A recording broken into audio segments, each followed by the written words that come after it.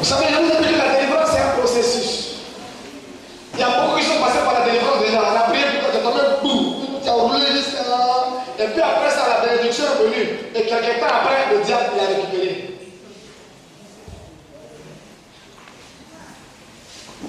Quand tu vas à l'hôpital, vous allez remarquer, un bon médecin, ce que le diable de l'homme, tu ne peux jamais aller à la pharmacie et acheter des médicaments. Ce que le diable de l'homme. Je ne sais pas quoi il y a de l'homme. J'étais en transit simplement. Donc il ne s'est pas allé, il n'a pas encore vécu là-bas. Mais bientôt j'irai faire séminaire là-bas. Il allait prêcher sur le fondement là-bas. Après, il y a un temps où vous ne me verrez plus. C'est pour ça que j'ai commencé à écrire. Il y a un temps où je vais commencer à voyager pour aller faire des séminaires. Je ne serai pas là. Ça, je vous le dis. Et c'est à ce moment-là que vous allez comprendre que ce qu'on appelle cadeau là. Quand on dit le pasteur Elie, il est au Ghana pour un programme d'une semaine, tu vas prendre l'avion pour te trouver là-bas. C'est là que tu vas comprendre que tu as fait ça cadeau. Parce que quand quelque chose est cadeau là, on s'en fout. Quand tu sais ce à quoi Dieu t'a appelé là, tu fonces dedans. Je ne fais pas autre chose que ce que tu m'as dit de faire. Alléluia. Alléluia. Dieu m'a dit, il y a des milliardaires ici. Je vous le répète toujours. Mais je vous montre comment sortir, comment faire sortir ces milliards-là. Mais beaucoup restent dans la distraction, comme le jeune prophète d'hier.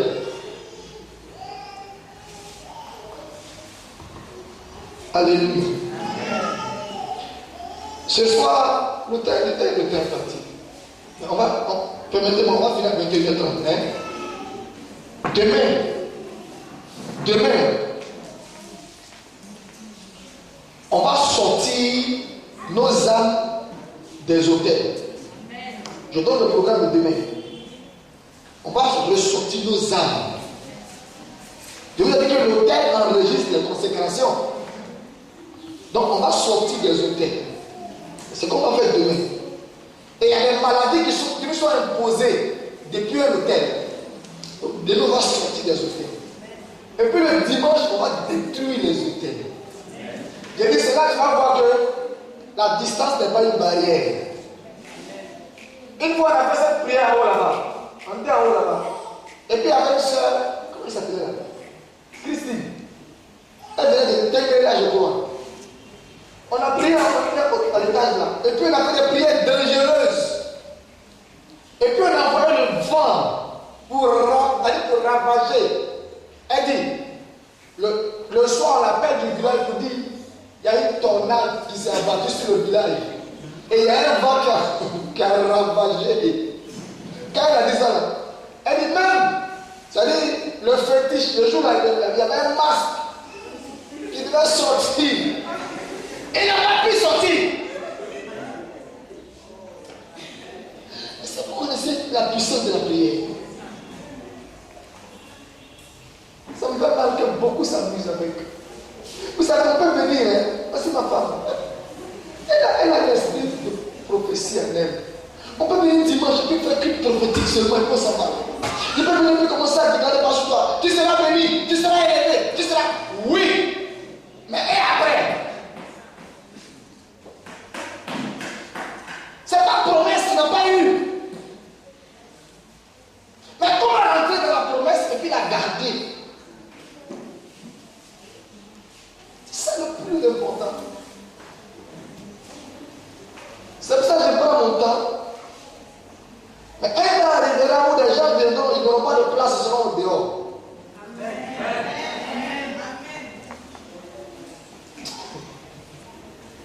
Il y a un temps où des gens vont demander, mais pasteur, c'est le soir quand? Non, mon programme est bouclé.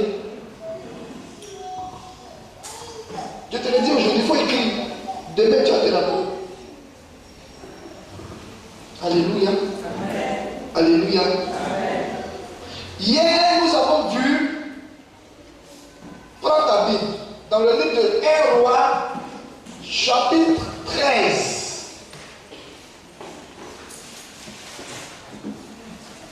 Je fais ce que Dieu m'a dit. Dieu dit de vous bâtir. Il dit de bâtir le peuple. Je vous bâtis. Donc ceux qui se laisseront bâtir, quand ils seront bien bâtis, vont commencer à prospérer. C'est simple. Maintenant, celui qui voudra faire une baraque rapide, vite. Quand le vent va souffler, la baraque va tomber. C'est là le problème. Dis à ton voisin, laisse-toi bâtir. Dieu n'est pas pressé. Écoutez, si Dieu était pressé, Jésus ne viendrait pas en tant qu'un enfant. Quelqu'un me suit? Si Dieu était pressé, Jésus serait venu comme un Adam. Il allait descendre comme un homme, déjà un adulte de 30 ans. Et puis il allait commencer la mission. Commencer comme un fœtus dans le ventre d'une femme. Dieu n'est pas pressé. Dieu va étape par étape. Mais souvent on veut brûler les étapes. Mais quand tu brûles les étapes, tu prends les raccourcis, tu arrives à raccourcir. Et puis après, maintenant, tu ne sais pas comment tu vas sortir. Prends le chemin. Celui qui brûle le feu très souvent fait un accident. Non, parce que c'est un accident. Quand il y a un accident de voiture, c'est un accident de homme et puis homme. C'est de la grossesse, c'est un accident. C'est pas un accident, c'est un programme. C'était programmé dans un hôtel, et puis c'est arrivé. Alléluia. 1 Roi chapitre 13. Je vais aller très vite. Nous avons vu. Ismaël, prends le micro, tu vas dire s'il te plaît. 1 Roi chapitre 13, à partir du verset 1 et 2.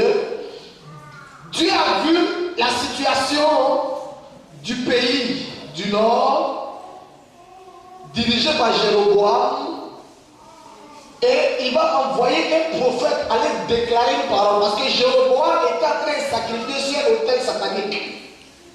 Et Jéroboam, chaque fois qu'il parlait à l'autel, vous savez qu'il y a des personnes qui peuvent maintenir l'esprit de toute une population à travers l'autel. Il y a des patrons qui vous contrôlent à travers les hôtels. Il y a une école où chaque année un élève meurt. Vous savez comment ça se passe?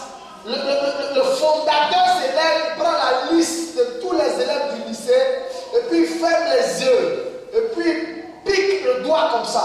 Quand il pointe le doigt, le nom sur lequel le doigt est tombé là, l'élève doit mourir. Sacrifice à l'autel.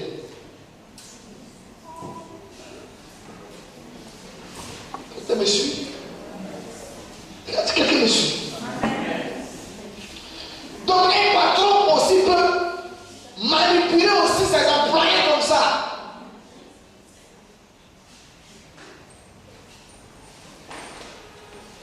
Et malheur, si jamais tu as un oncle mystique, il y a quoi? Vous avez une tante mystique, oula. Elle récupère, et puis elle gère. Donc Dieu, ayant vu la situation de ce pays-là, va envoyer un prophète et va donner l'instruction au prophète. Il va dire, va parler à l'autel, le même autel sur lequel le roi parle. Va et tu parles à l'autel et tu décrètes une sentence. Et quand tu auras fini, écoute-moi, ne bois pas là-bas, ne mange pas là-bas et ne retourne pas par le chemin par lequel tu es parti. Prends un autre chemin. Il dit, d'accord. Le jeune prophète s'en va. Qu'est-ce qu'il fait? Vas-y, verset 1 et 2. Voici un homme de Dieu arriva de Juda à Bethel par la parole de l'Éternel, pendant que Jéroboam se tenait à l'autel pour brûler des parfums. Il cria contre l'autel par la parole de l'Éternel et il dit, autel, autel, ainsi parle l'Éternel. Voici, il naîtra un fils à la maison de David. Son nom sera Josias. Il immolera sur toi les prêtres des hauts lieux qui brûlent sur toi des parfums, et l'on brûlera sur toi des ossements d'hommes. Vous voyez, il prophétise sur le même autel sur lequel le roi parlait. Et quand il a fini de parler à l'autel, le roi va tendre sa main pour dire aux gens, saisissez-le. Et puis la main du roi va devenir sèche. Le roi ne pourra plus ramener sa main à lui. Et le roi va commencer à supplier le jeune prophète. Quelqu'un me suit? Verset 3 à 5. Et le même jour, il donna un signe en disant, c'est ici le signe que l'Éternel a parlé. Voici, l'autel se fondra et la cendre qui est dessus sera répandue. Lorsque le roi étendit la main, entendit la parole que l'homme de Dieu avait crié contre l'autel de Béthel, il avança la main de dessus l'autel en disant, saisissez-le. Et la main que Jéroboam avait étendue contre lui devint sèche et il ne put la ramener à lui. L'autel se fondit et la cendre qui était dessus fut répandue selon les signes qu'avait donné l'homme de Dieu par la parole de l'Éternel.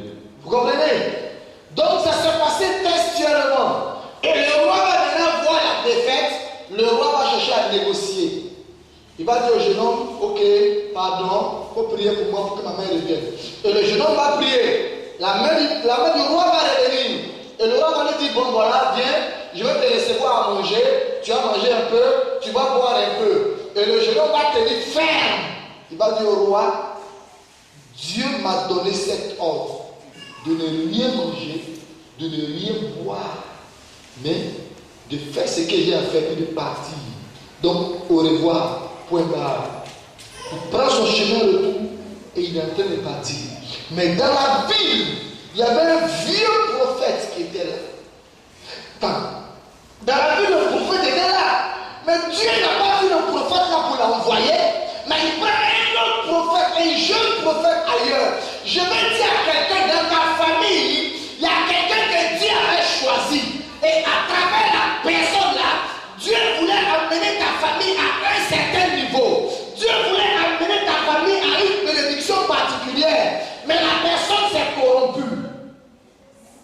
Et Dieu est en train de chercher. Et le choix de Dieu est tombé sur toi. Amen. Je ne sais pas si tu me suis bien. Je suis en train de donner une parole prophétique. Le choix de Dieu est tombé sur toi. Parce que celui qui était censé élever la famille, élever le nom de la famille, positionner la famille, s'est corrompu. Il est rentré aussi dans leur système. Il a commencé à manger avec eux. Il a commencé à faire comme eux. Il a commencé à se comporter comme eux. Il a commencé à faire ce qui ne plaît pas à Dieu aussi. Donc Dieu l'a mis à côté. Il t'annonce. Dieu a écarté quelqu'un à cause de toi dans ta famille. Amen. Je ne suis pas bien. Amen. Je dis, amen. L'ampleur de ton amen va déterminer la parole de ta vie. La personne sur laquelle il y avait un choix, Dieu l'a écarté à cause de toi. Quelqu'un me suit?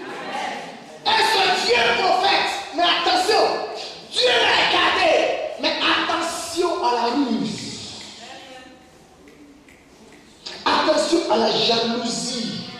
Parce qu'ils savent, la personne sait que la gloire est passée de sa tête à ta tête.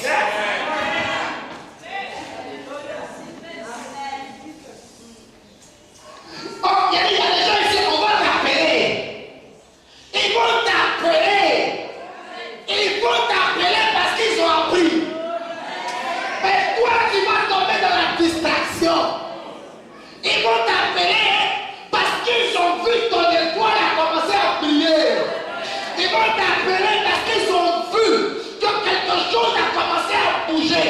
Parce que là où on t'avait mis, tu n'es plus là-bas. Dieu t'a déplacé. Dieu t'a déplacé. Et quand Dieu te déplace, c'est pour quelque chose de nouveau. Je ne sais pas si tu me suis ce soir. Mais je parle d'hôtel. L'autorité a changé. Le pouvoir a changé de main. J'ai dit le pouvoir dans ta famille a changé de main. J'ai dit le pouvoir dans ta famille.